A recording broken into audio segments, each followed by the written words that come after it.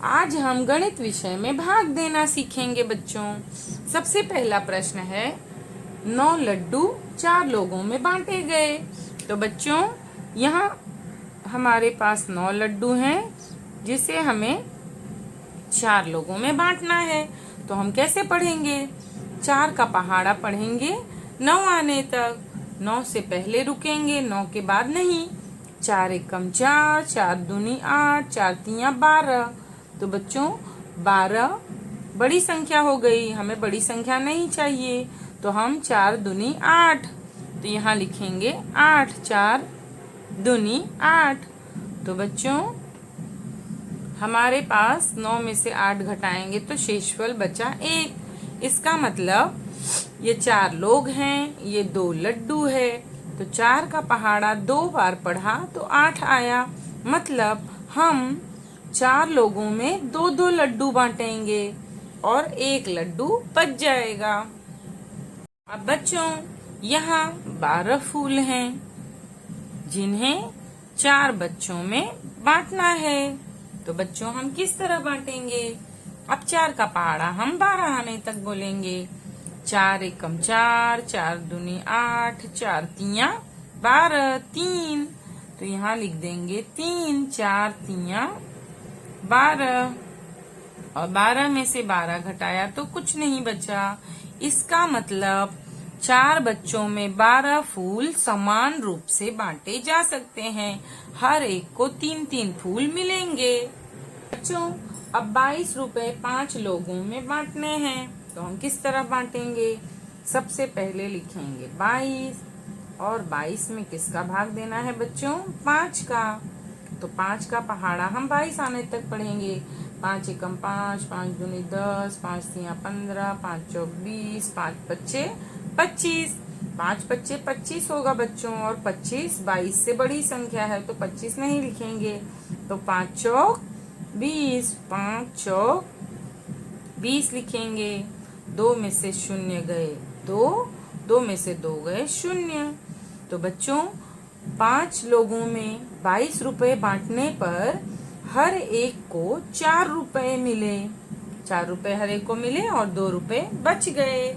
बच्चों यहाँ हमें 7 से 29 में भाग देना है और इसमें से भाज्य, भाजक, भागफल और शेषफल लिखना भी है। तो बच्चों सबसे पहले 7 से 29 में भाग देना है। तो जिस संख्या से भाग देना पड़ता है उसे कहते हैं भाजक, और जिस संख्या में भाग देते हैं उसे कहते हैं भाज्य। अब हम पहाड़ा पढ़ेंगे 7 का पहाड़ा 29 आने तक।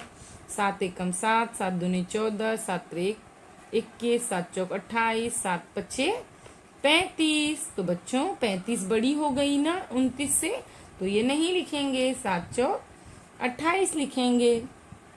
यहाँ हमने लिख दिया 7 चौक 28, ऊपर 4 और नीचे 28। अब हम घटाएंगे। 9 में से 8 गए 1, 2 में से 2 गए 0। तो बच्चों ये जो 4 है ये है हमारा भागफल, और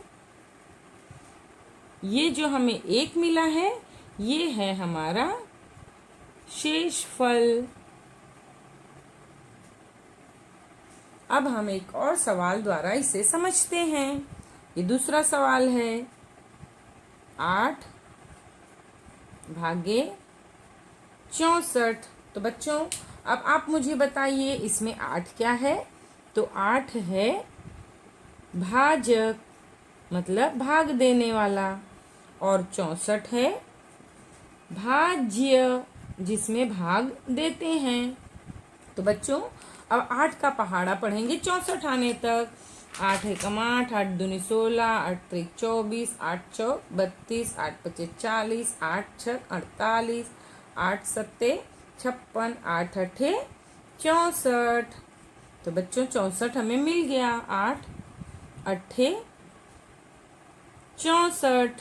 तो बच्चों यहाँ हम जो भी भागफल लिखते हैं वो हमेशा इकाई के ऊपर लिखेंगे, अब 64 में से 64 घटा दिया तो बचा 0।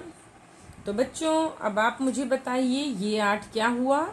ये 8 हुआ भागफल और 0 हुआ शेषफल। तो बच्चों इसी तरह आपको बाकी के सभी सवाल करने हैं और फोटो खींचकर भेजनी है।